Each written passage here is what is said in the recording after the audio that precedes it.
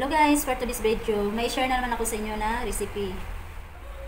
Tara, umpisahan na natin magluto. Unahin ko lang to yung malagkit. Susukatin natin siya guys, para yung tubig din niya, kung ano yung ilang cup yung malagkit, yun din yung tubig na isabaw natin.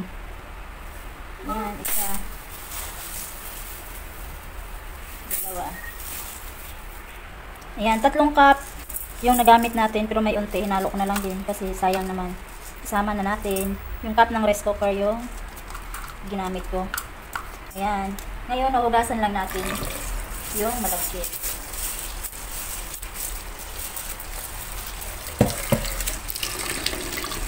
Ayan, 2 beses ko hugasan yung malagkit.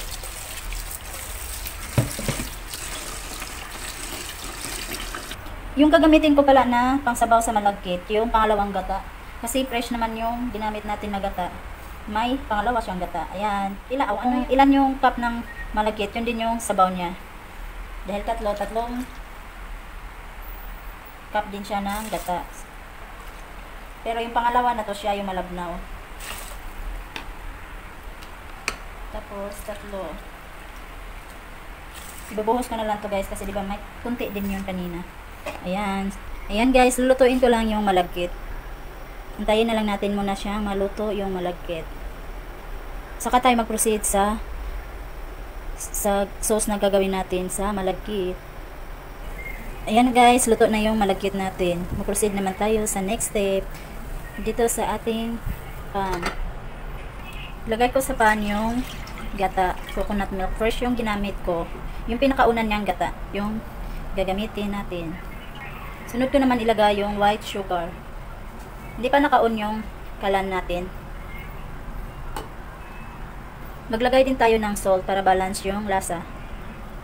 Mag-add lang din ako ng vanilla essence, dagdag aroma sa ating, para siyang latik. Kasi kung sa atin, latik talaga. Kaso lang white sugar lang yung ginamit natin dito. I-on ko na yung kalan.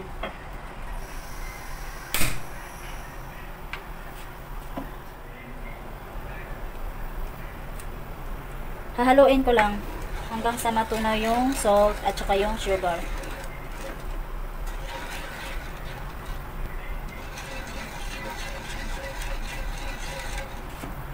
Antayin natin siya maging malapot at saka yung parang na siyang maging latik siya kung sa atin pa. Kasi white lang yung gamit natin na sugar.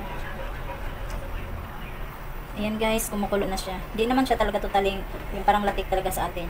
Basta ang importante, para siyang lumapot lang unti.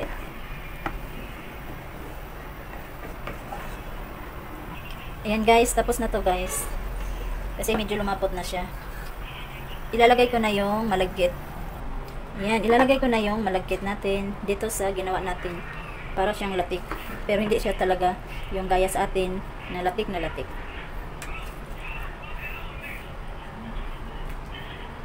Ayan guys, yung malagkit natin, yung ilalim medyo nasunog.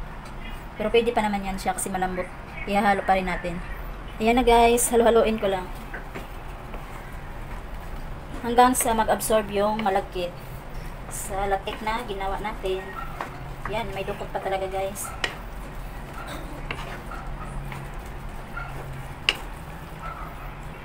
Ayan guys, tapos na natin nahalo.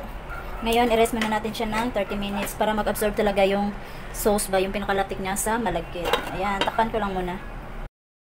Ayan guys, after 30 minutes, ayan na yung ano niya, hitsura. Ngayon, haluin lang din natin siya ulit. Para talaga mag-dry siya, nawala na yung ano niya, yung sauce ba ng ano, yung pinakalatik na pala. Ang hirap. Ayan, ganyanin lang natin. Diba malagkit na talaga siya. Umano din pala siya. Para na rin siyang bacon, hirap haluin. Ayan, hinalo ko na yung dukot dyan guys. Kasi medyo nasunog-sunog. Pero malambot pa rin naman. Ngayon guys, i-rest na naman natin siya ulit ng 45 minutes. Pero kung gusto niya na talaga mabilis, pwede naman. Nasa inyo pa rin yun. Ayan. Sa ating isang pan, lulutuin ko lang saglit yung sesame seed para sa toppings. Mamaya. Ayan. Golden brown lang natin yung ating sesame. Saglit lang naman. Ayan guys, na-brown na yung ating sesame. Iset aside ko muna. Ayan guys, simple lang din yung gagamitin ko para sa ating coconut toppings. Ngayon ilagay ko na yung coconut. Yung pinaka ano yun, yung kakanggata ba yung tawag sa Tagalog. Sa amin naman is piso. Diba ang layo? Maglagay din ako ng salt. Maglagay din ako ng cornstarch, pampalapot sa ating sauce. Ayan, halo-haloin na natin hanggang sa lumapot yung ating sauce. Ayan, medyo malapit na siya maluto kasi kailangan maluto yung cornstarch. Tsaka dahil fresh yung gata na ginamit natin, kailangan kulong-kulo. Oh, ayan guys, may bata dito. Nakikigulo siya guys. Habang nagluluto ako, diba tingnan mo yung sesame, nilagay niya sa bunganga niya. Kinakain na niya lahat. Yung pang toppings natin, nauna na siya. Ayan guys, luto na yung ating coconut toppings. Ayan na guys, yung ating sticker rice. Ngayon, gawa naman tayo para sa ating plating. Ilagay ko lang siya dito. Ayan na guys, yung ating Thai sticker rice with mango. Ayan. Diba? Dahil hindi tayo makapunta doon guys, gagawin na lang natin. Tsaka titikman din natin guys kung ano talaga yung pinagkaiba sa kakanin nila. Kasi yung atin kasi biko, yung brown sugar, ito kasi white. Kung anong lasa. Tsaka naglagay din tayo ng asin. Ayan. Sana may natutunan kayo sa aking video. Tara, merienda po tayo. Bye! Ayan guys, susubukan kong tumikim. Tsaka para malaman natin yung pinagkaiba sa biko sa atin at tsaka yung sa kanila. Yung sa mga Thailander, ayan. With sauce pa yan guys.